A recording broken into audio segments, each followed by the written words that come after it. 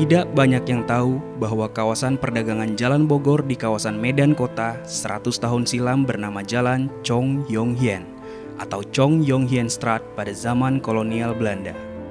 Siapakah Chong Yong Hien dan bagaimana nama beliau bisa disematkan sebagai nama jalan di Medan 1 abad yang lalu? Ini adalah sebuah kisah tentang seorang pria luar biasa, pengusaha yang telah memperjuangkan sepanjang hidupnya untuk mengembangkan sebuah kota pelabuhan kecil menjadi sebuah kota besar. Seorang filantropi yang perbuatan amalnya telah menyentuh hati ribuan orang.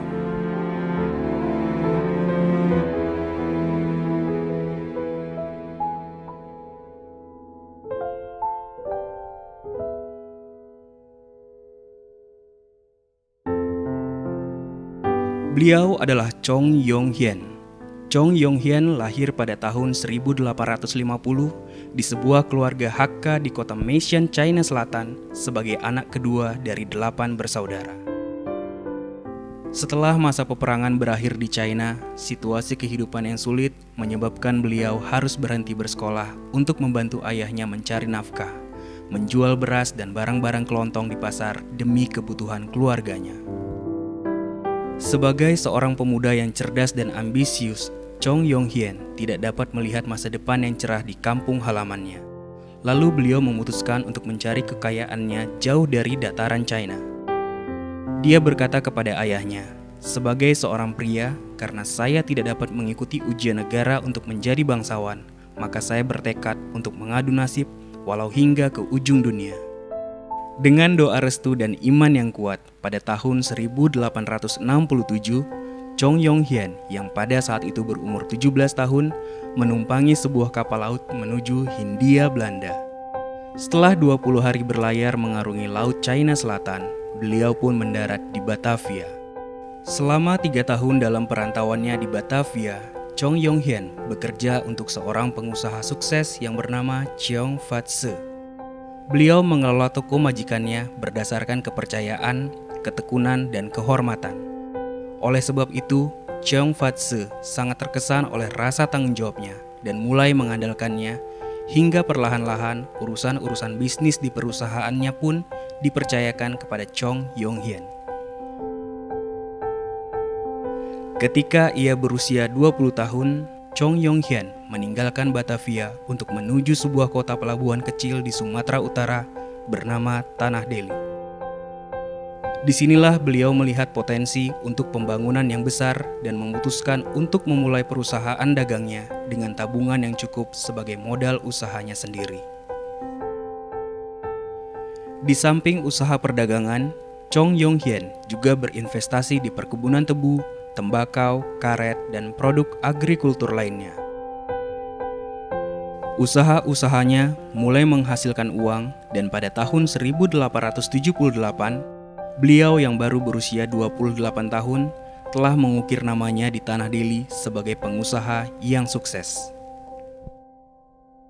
Karena bisnis yang berkembang dengan sangat pesat, beliau pun mengajak adiknya yang keempat bernama Chong Yao Hien atau yang lebih dikenal sebagai Chong Afi untuk datang dan membantunya di Tanah Deli. Memiliki bakat bisnis yang sama dengan abangnya, Chong Afi pun menjadi pengusaha yang sukses dalam waktu yang singkat. Dengan bantuan sang adik, bisnis Chong Yong Hien berkembang dengan pesat. Di samping bidang perkebunan, Chong bersaudara juga berkecimpung dalam usaha pembangunan real estate dengan membangun perumahan dan pertokoan. Dan dengan bantuan pengusaha Tionghoa lainnya, mereka berhasil mengembangkan pusat bisnis di Medan yang dikenal sebagai Kesawan. Selain kecakapan mereka dalam berbisnis, kepedulian sosial Chong bersaudara juga tidak dapat diremehkan. Walaupun mereka telah memperoleh kekayaan yang luar biasa, Chong bersaudara tetap berperilaku dengan penuh etika dan bersikap gigih menunjukkan sikap pluralis terhadap semua kaum di Tanah Deli. Chong bersaudara juga terkenal sebagai tokoh yang dermawan dan gemar beramal. Mereka kontribusi melalui kegiatan sosial dan budaya. Salah satu harapan Chong bersaudara adalah supaya semua lapisan masyarakat bisa menganut agama atau keyakinan yang benar. Oleh sebab itu, mereka memberi sumbangan untuk membangun berbagai tempat ibadah seperti vihara dan masjid.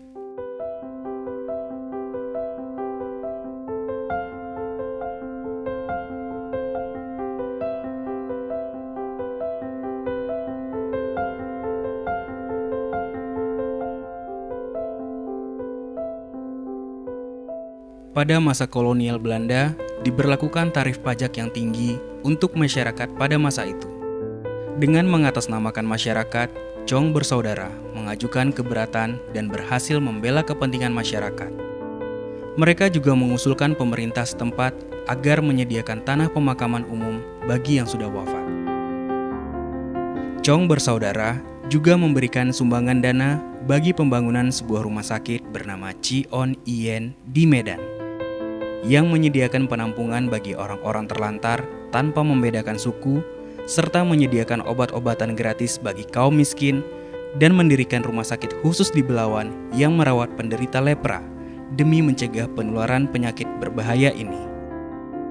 Kepedulian Chong bersaudara terhadap dunia pendidikan juga ditunjukkan dengan sumbangan dana kepada sekolah Belanda dan sekolah khusus untuk anak perempuan pribumi, serta sekitar tahun 1908 sampai 1909 mendirikan sekolah dasar bernama Tun Pen. Karena sifatnya yang tulus dan diplomatis, perseteruan antara masyarakat Tionghoa dengan masyarakat Melayu sering ditengahi oleh Chong Yong Hien. Alhasil, pemerintah Hindia Belanda pun mengakui kontribusi luar biasa dari Chong bersaudara terhadap tanah Delhi, sehingga Chong Yong Hien diangkat menjadi mayor. Dan jalan yang tadinya bernama Mayor Straat atau Jalan Mayor pun berganti nama menjadi Chong Yong Hien Straat atau Jalan Chong Yong Hien untuk menghargai kontribusi beliau.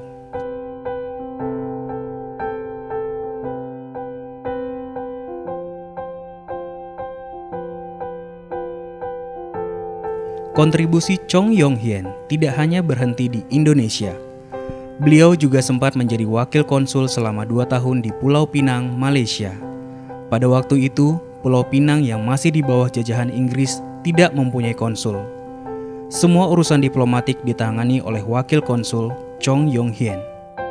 Sumbangannya untuk pembangunan Pulau Pinang membuatnya menjadi sosok yang sangat dihormati oleh masyarakat Tionghoa setempat. Beliau juga adalah salah satu dari 5 pendukung dana utama untuk pembangunan vihara Keloksi. Barangkali salah satu upaya Chong Yong Hien yang paling berani adalah investasi pada rel kereta api Chaosan yang menghubungkan kota Swathao dan Chaozhou. Pada waktu itu, Chong Fat-se menerima instruksi dari Kekaisaran Qing sebagai kepala perencanaan pembangunan rel kereta api Guangdong. Rel kereta api ini adalah pilot proyek pada masa itu dan merupakan rel kereta api pertama yang didanai oleh orang Tionghoa perantauan. Chong bersaudara ingin mendukung upaya infrastruktur di China. Bersama dengan Chong Fat-se, Chong bersaudara juga diundang untuk membahas rencana ini. Panjang kereta api ini adalah 42,1 km. Selain mengangkut penumpang, rel kereta api ini memiliki peranan yang penting dalam mengangkut puluhan ribu ton barang setiap tahunnya. Bukti kontribusi dan peranan penting Chong Yong Hien untuk dinasti Qing dapat dibuktikan dari hadiah-hadiah ulang tahun ke-53 Chong Yong Hien yang diberikan langsung oleh permaisuri dinasti Qing. Hadiah yang diberikan meliputi kaligrafi Zhou yang berarti panjang umur dan lukisan bergambar bunga peony.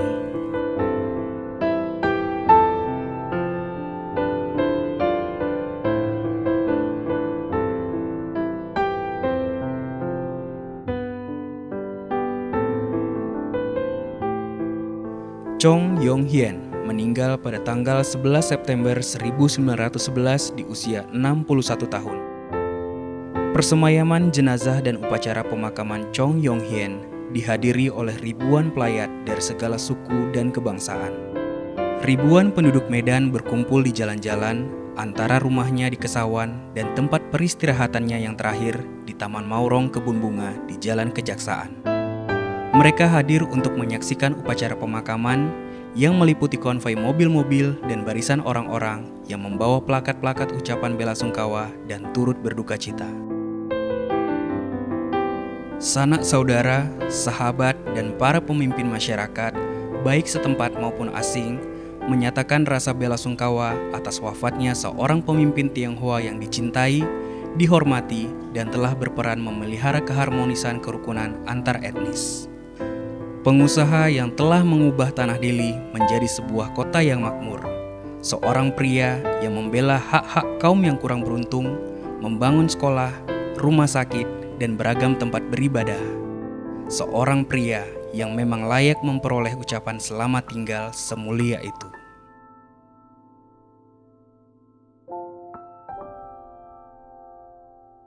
Setelah Chong Yong-hien, putra tertuanya Chang Pu-ching, melanjutkan bisnis dan kegiatan sosial ayahandanya, perusahaan Chongli milik ayahnya kini diurus dan dikembangkan oleh Chang Pu-ching. Mengikuti jejak almarhum ayahnya, Chang Pu-ching juga menghabiskan waktu dan sumber dayanya untuk membantu orang lain. Menjabat sebagai konsul China pada tahun 1916 dan diangkat menjadi konsul jenderal China pada tahun 1926 sampai 1929, beliau bertanggung jawab sebagai pemimpin masyarakat, membangun sekolah, memajukan bisnis, dan menyumbang banyak untuk kegiatan amal.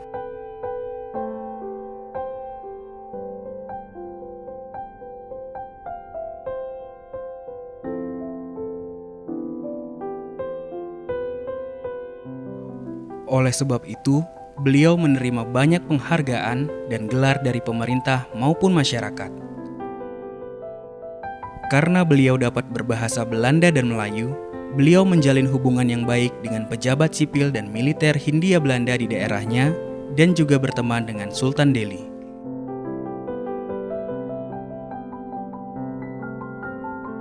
Pada tahun 1914 sampai 1916, demi memenuhi amanat ibunya, Chang Pu-ching beserta saudaranya membangun sebuah jembatan melintasi Sungai Babura untuk mengenang almarhum ayahanda mereka, Chong Yong-hien. Jembatan tersebut dinamakan Jembatan Kebajikan. Untuk mengenang karya-karya Mayor Chong Yong-hien dan Chang Pu-ching, maka didirikanlah Galeri Chong Yong-hien pada tahun 2011, bertepatan dengan 100 tahun wafatnya Chong Yong-hien pada tahun 1911. Galeri yang bertempat di Jalan Kejaksaan ini didirikan bersebelahan dengan makam Chong Yong-hien. Di sini dapat ditemukan semua bukti sejarah tentang kontribusi dan kisah hidup Mayor Chong Yong-hien.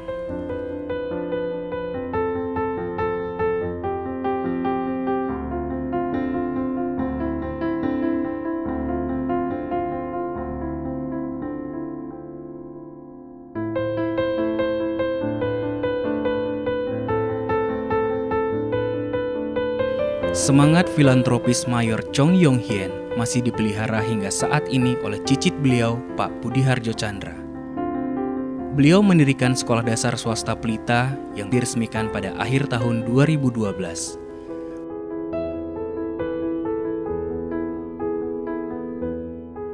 Menjalankan program beasiswa tahunan sejak tahun 2010 untuk siswa-siswi Tanjung Morawa. Pembagian paket sembako lebaran dan tahun baru sejak tahun 2007 serta turut berpartisipasi dalam pembangunan dan renovasi masjid. Pada tahun 2000, atas inisiatif Badan Warisan Sumatera bersama dengan Budi Harjo Chandra, Jembatan Kebajikan yang kini lebih dikenal sebagai Jembatan Jalan Zainul Arifin ini direstorasi. Karena jembatan ini memudahkan transportasi bagi masyarakat Kota Medan dan merupakan warisan sejarah dan budaya di Kota Medan, jembatan ini mendapatkan penghargaan Award of Merit dari UNESCO pada tahun 2003. Jembatan ini memperingati sang mayor yang legendaris, Chong Yong-hien, seorang anggota masyarakat terhormat yang pantas dikenang karena kegiatan amalnya yang melintasi beragam suku dan budaya.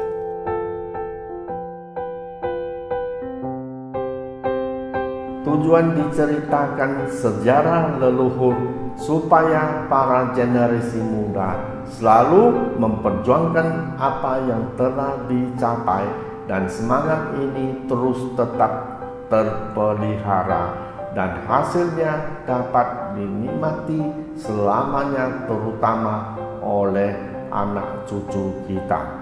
Ini merupakan cita-cita dari kakek buyut Chong Yong Hian.